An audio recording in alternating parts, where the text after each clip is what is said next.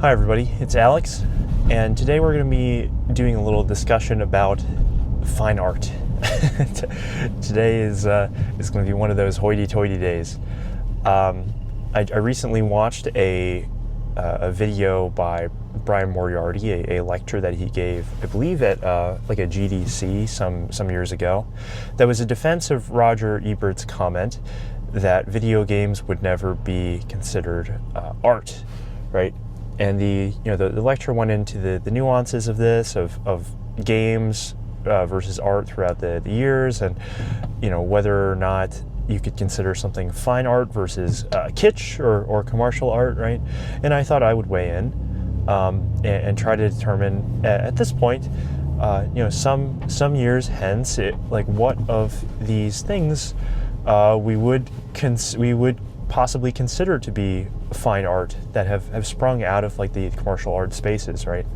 I'm a huge fan of video games and comics, and these are some of like the most or have been some of the most prevalent forms of commercial art that there are in the past century or so, right?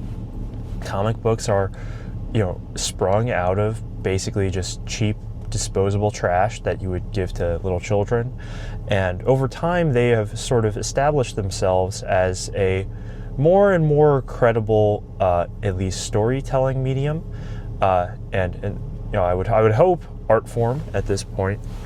And video games, I feel, have done the same, right? They have evolved over time.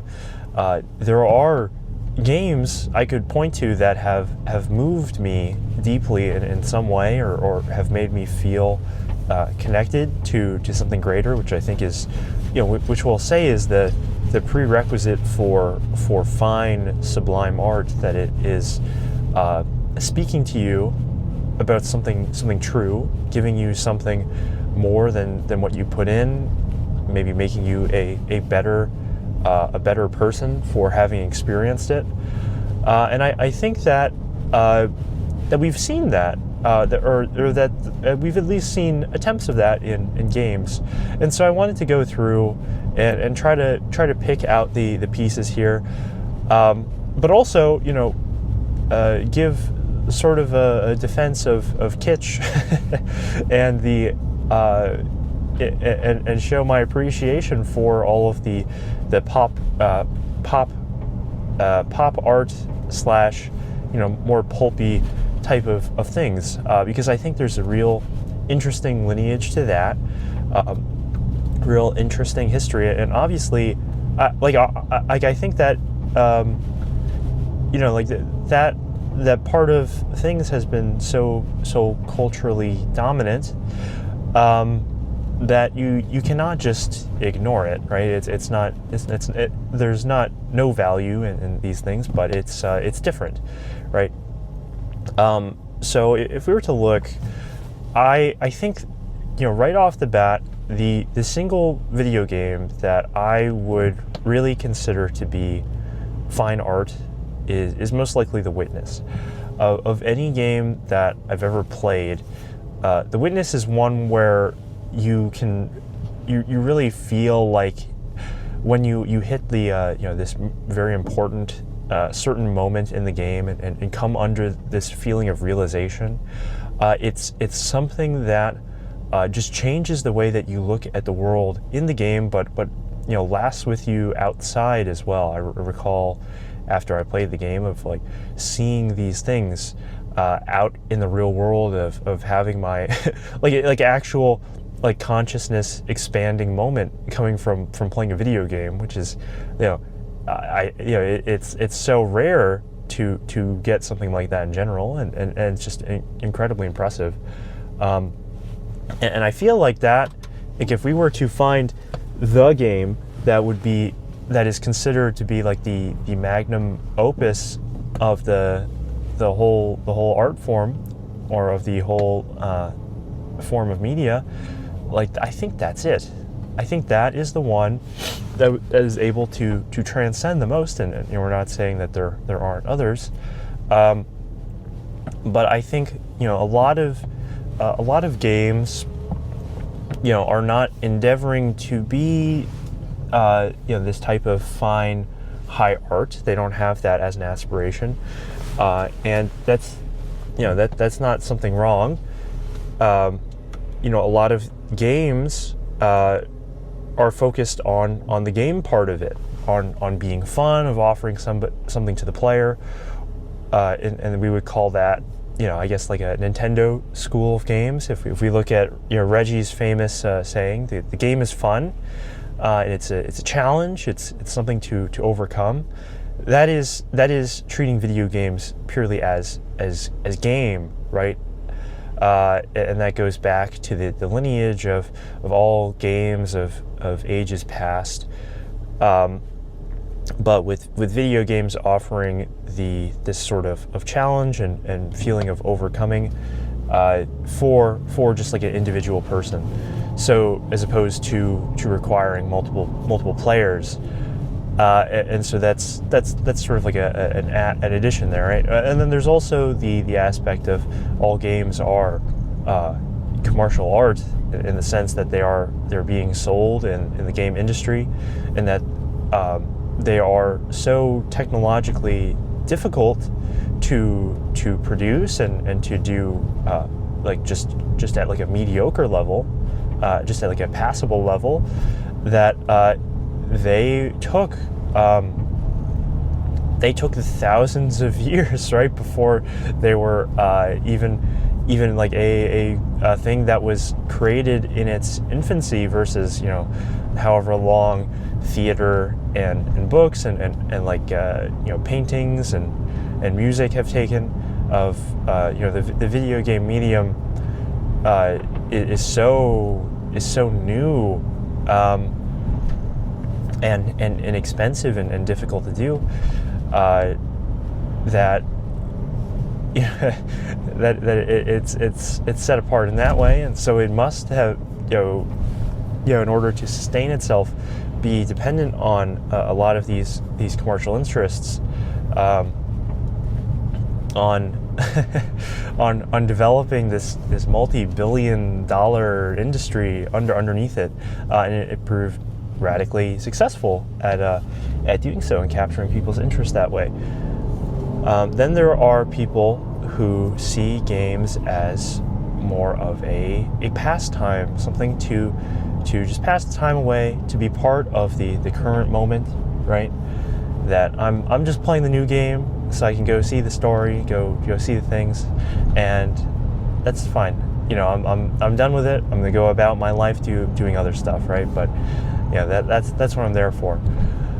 And all of these things, I've produced some good games, some fine games, games that have stuck with me and given me new, interesting experiences. And I think that games, very uniquely are able to like tell you something with their mechanics and how they operate. And that is something that I think you could not get out of like a film, right? Of a film, you have like instructional films, right? If you would call those films, but like an instructional video is can give you like the sense, can give you some information about like what a thing is conceptually, and maybe like what it looks like, what it how other people deal with it, all these things. But with a game, and a game that is cleaves as close to reality as possible, that is you can actually do it. You can actually use the thing in such a way that you develop and learn how it works really, without having to do it. That's the like value of simulation in games. And again, to bring it back to the core of this channel is supporting my game development interest, and I think that and I had this moment some time ago where I implemented the like Newtonian physics and gravity into my 2D little space puzzle exploration game, whatever the hell it's going to be, and seeing that all come together and emulating the real world and finding all of these interesting things in the way that gravity behaves, that was something that made me feel very connected to something out, something more out there, some like deeper truth of the universe. And I think that's the type of thing that allures the physicists so much, is seeing those things and being able to truly understand the laws of nature like that, right? And so video games offer all of these things, but again, like not all of them are aspiring to be fine art. They're not all aspiring to be art in general. They're trying to offer bits and pieces, trying to give you experiences that entertain and interest, and bring you back wanting more, right? They try to be fun. If we were to look, though, I'm trying to think of like other games that I really love that have really changed my life and or been important to me in all these ways, and I don't know. I don't know if there's another one that hit that like very that sublime feeling like that moment in The Witness did, and there too, it's even like it's so much of it is from that moment, but then it is like in the world after. But I digress. I don't want to spoil it. I think one of my other favorite games is probably Dark Souls 1. I do love that game. I've played it it's like a couple dozen times, I suppose. I've run through, gotten very invested in the world, the atmosphere, sort of like the feelings that Dark Souls gives you, there are some truly magical moments in it, and I think for me, like the one where like that game really clicked was the moment where you're traveling through the undead burg and then the undead parish. You're fighting through all these bad guys. You find this elevator over on the side of the parish, and take it down. To who knows what next.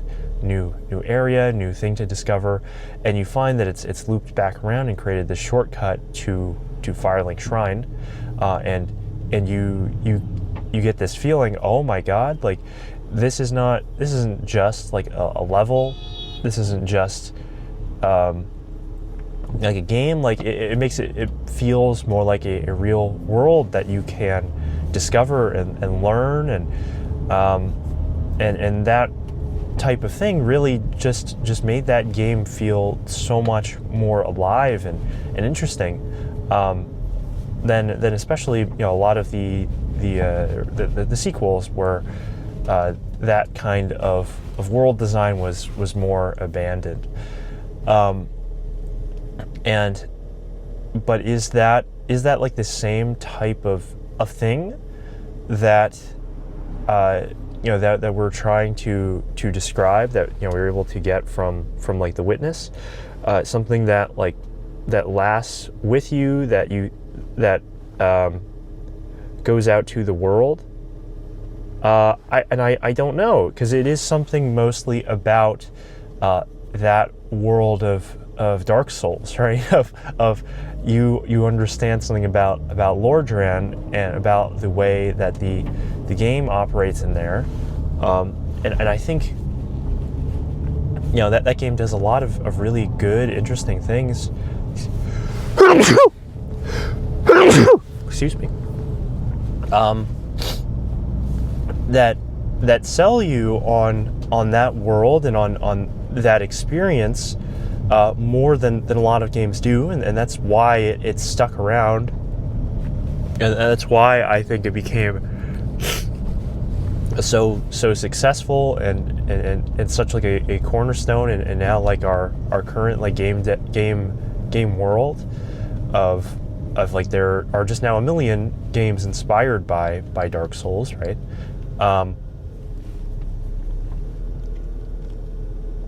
But it's I don't know, like what does that tell me about the real world? What has that what has Dark Souls sort of given us? And you know, like we can, yeah, like all of this sounds a little bit silly. Like this is a little video game web comic-y, right? But you know, in some sense, like that is true of like, you know, especially if we you know spend so much time and appreciate these things so much. You know, the hope is that there is some like greater, deeper meaning to be gotten out of it, and so, you know, bear with me as I try to talk through it. I've been like toying around with this idea for like the last day or so, but I don't think I've really worked through it fully. So that's what we're doing right now. And let me think. Like there certainly is on some level, Dark Souls is about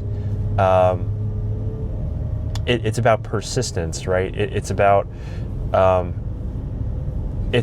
like living in a world that is very very ruthless, where you can be torn down, you can lose, but in some sense, like the only way, but you can keep coming back, right? You can keep going and continuing on, and like in some sense, like the only way to truly lose in Dark Souls is to give up, be beaten down so much by the crushing like difficulty or the ruthlessness, that you quit the game. And you know, in like some sense, in the fiction of the game too, that's represented by your undead, by an undead character going hollow, and that's where, you know, that theme becomes a little bit deeper, right? Of that is like something that's like some feeling that the game is trying to impart to you of like what kind of will or persistence or something is required to break past that and see what comes on the other side, and that is something that I think is a really applicable to the real world. Of there are a lot of things that you could do by not giving up, right, and learning from your mistakes, and continuing on where you left off, right.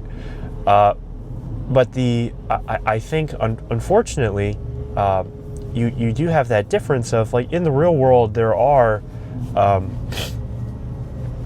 mistakes that are not recoverable. You can't just keep repeating the exact same thing forever and ever. Like the world is changing. The world does not just reset every time you go to you camp out at the bonfire, and so there is like a sense there where it does not quite line up, and I think that is like in terms of like the actual like game of Dark Souls, of what you get out of of like what sort of thing you learn by just the act of playing, not from like the fiction or any of like the art inside the game, any of the pieces. Like I think that is it's not quite real, right? It is maybe something, we're saying that is being said more about video games, and it's something that we would like to be able to bring to reality, but it is still there's still some element of like it's an escape of it's not quite true. And so I don't know if that does that disqualify Dark Souls from being fine art? You let me know. But I think let's continue. One of the big people that I've creatives that I know has spent some time grappling with this issue is Alan Moore in the world of comics, right? Of Alan Moore is probably the single most gifted writer that has ever been in the comics industry, and has produced probably some of the greatest works and most fascinating pieces out of that whole medium, right? And Alan Moore is he has grappled very deeply with this problem that so much of what comics is being used for is or at least was largely disposable commercial art without anything more there, right? And no pun intended. And what he was able to do and allowed others to kind of gain an appreciation for was looking into some of these kitschy commercial art elements and finding like the little nuggets of really deeply fascinating ideas or information and pieces like that are stuck in there, and that there's something you can have something like more deep and interesting like pulled out of it, and you look at some of his works that were more tightly coupled to like his time at DC Comics, right? Like if you look at For the Man Who Has Everything, Superman Annual number 11, obviously, where Superman it's his birthday. Batman and Robin and Wonder Woman are all coming to the Fortress of Solitude with bearing presents to try to get him something, but they're all really concerned because they know Superman is this like is this like crazy immortal omnipotent guy basically who can go anywhere, do whatever he wants. And so, there's this. They're like, oh, we're not quite sure if like it's gonna work out, but hope he likes the stuff. And they find, of course, that he has been, he's standing there, and he's in the been taken over by this parasitic plant called the Black Mercy, that is feeding him this vision of what his life could have been like had Krypton not exploded, right? Had he been able to live on his home, right? And so what's explored in this issue is are many different themes of like of treating Superman as like an actual like deeper, more interesting character, right? And with all these nuances of like how does the man truly feel about his life on Earth, and what is there, like what loneliness, like what are his secret deepest desires, right? And what are the deepest desires of any man, of an orphan, that goes through that of being able to like live in that home, that magical place that you could have, of maybe not being an outsider. Of Superman's vision is not that he is some hero still, not a crusader or fighter of evil or injustice. Of he is this deepest wish he has in his vision is to live a normal life, to be ordinary, or at least that's what the Black Mercy grants him, right? And so Moore is able to add, and these themes have been played with previously in Superman, but it's like the vast minority of stories up to that point had really looked into some of these very deep concepts about the character, right? And like what it meant to really be Superman, of like what made him truly an interesting character, of like why it persisted, because so many of them are really just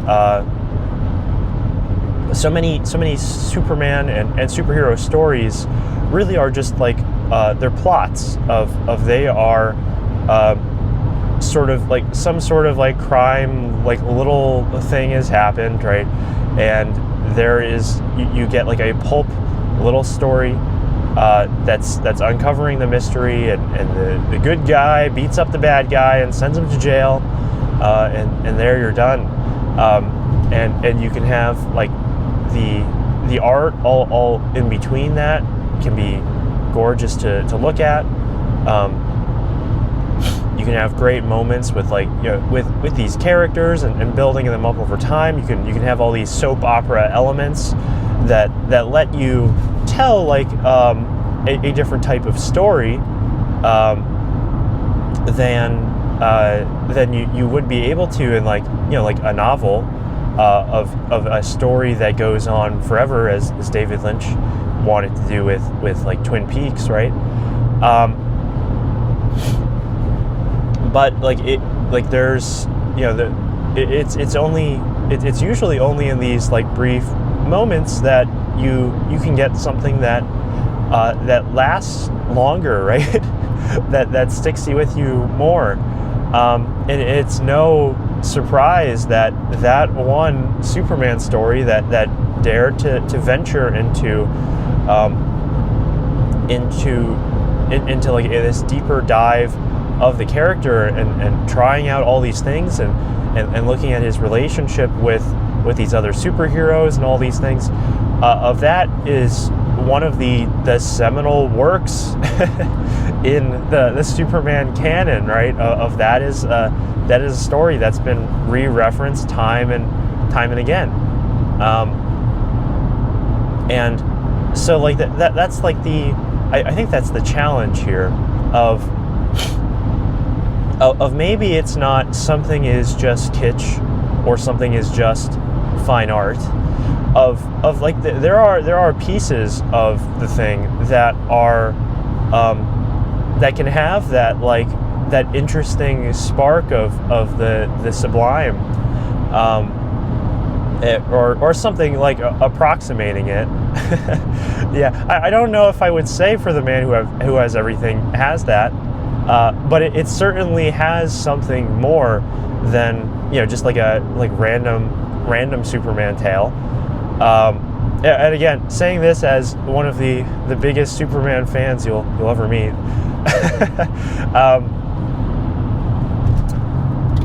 There like there's I watched this movie with my fiance the other day called Opus.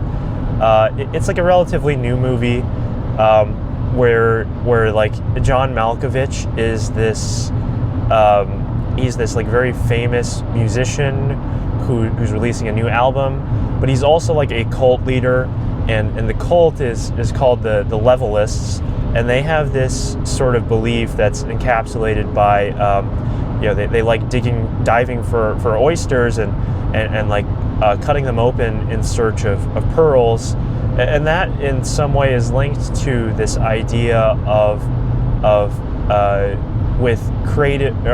creation, right? Of like in any given moment, you can like a person when they're creating something so deep and true and interesting, of like they're imbued in that moment with the spark of the divine, right? of they become God in that moment. And I think that's actually, that idea is actually very interesting. Because it and very resonant, because I like, again, I've certainly felt this type of thing, and I would I'm sure that is like a phenomena that happens a lot in creative pursuits, is when something like really works on some deep level, then like you feel it, and when other people go and see that, they can appreciate it too. But it's like, there are so few things that where the creation is that amazing, is that incredible, that like it, that is why we have this very high appreciation for the art and those who have managed to not only find those most salient, beautiful ideas, but to execute upon them and bring that spark into the world, and that is like the importance of like creative pursuits and of like the artists, in my approximation, right, of being able to bring that that higher thing to other people. It's a very, very Promethean, right? Promethean act. And I don't want to get too Ridley Scott on you here, but that's like I can understand why, like if you are an artist chasing that type of thing, you can get very, very absorbed in that idea, and that like that pursuit of following that, of bringing that, and I think that's sort of the point of this Opus movie. The movie ultimately I thought was not very good, and we're kind of like, I don't have enough time to go into it, but I thought that was like, in terms of a motivation for like a villain, for a creative character. I thought that was that was something that was a real idea. I wish that they had executed better on it. I was kind of disappointed, honestly. But like, there you go. like art, I think it's hard, and I think that's because like it's just it's again one of those things where like the being like good is hard. Good is not the like natural state of things. That I think that the natural state of the natural state of the universe is entropic, and there is there certainly is some beauty in those things of like, you look at an explosion of like fireworks, or like a Mr. Beast video where they blow up a car or something. Like you can't take your eyes away from that kind of thing. It's fascinating. It's interesting to see that destruction, that entropy of taking something and reducing it down to nothing. But also, what we find beautiful in those things too is when they're controlled, right? Of like the fireworks are fascinating, not just because of their raw destructive power or the fact that they go kaboom, but it's the brilliant light show that's contained within of like, looking on and seeing that in wonder and not knowing like what is going to happen, of like not, of this whole brilliant display of ephemeral, ethereal vision, visuals being contained in this little package, and then being sent out in one nice moment of boom. Uh, and so I don't know, like I'm trying to think of. I think that is like that is the thing that is, like there is beauty in nature. You know, I want to be clear here, but I don't know if like what like of things that give you that sublime feeling of being taken aback by awe or of majesty. I'm like, nature certainly can. I think if you see like a beautiful vista, right, or if you like witness the majesty of like the ocean for the first time, or like imagine going up on a rocket ship and seeing the Earth truly from a porthole in space. Of those types of things, I feel are life-changing views. But is it that nature has produced something beautiful out of all of that entropy, out of all of that chaos? It is the great thing that has been created out of that. Of you look on and you see like the beautiful coastlines, of the swirling clouds, of the majestic blue oceans, right? The perfect sphericalness of it. If you see of those things, are those not the things that are beautiful out of that? It's not just, if I were to look at like space dust, you know, like just like something, you know, some debris. There's a difference, right? And even like if we were to eliminate our home field advantage of you know, we are personally emotionally attached to, you know, to the Earth, right? If we were to look at some other beautiful planet from orbit, then you know, I don't think that it's I don't think it's quite the same. I think it's like you're admiring what gravity and time have done, rather than just pure chaos. I think that is, and I think that's the difference, right? And because again, like that entropic chaos is the natural order of things. I think it is whatever is different, whatever is able to break free of that is what we find beautiful and more interesting. and so hopefully that all tied together to the Gravity video game that I'm making. You know, we'll stick some of that in there. But I hope that was an interesting one. I just really found that topic very fascinating. I love Brian Moriarty's lectures. They're just so, they are on some other level of interesting, and there's all this like showmanship involved and stuff. And you know, oh man, I really I'm like not that far away from WPI, and I think he still teaches there. Maybe one day we'll sneak in and have a chat with Brian, because that would be really cool. But you know, that's the end of the car ride for today. If you would like to share your opinion on art or beauty or commercial art, you know, please let me know in the comments below. This is like I think a subject that has befuddled and people have grappled with for, you know, many a century, right?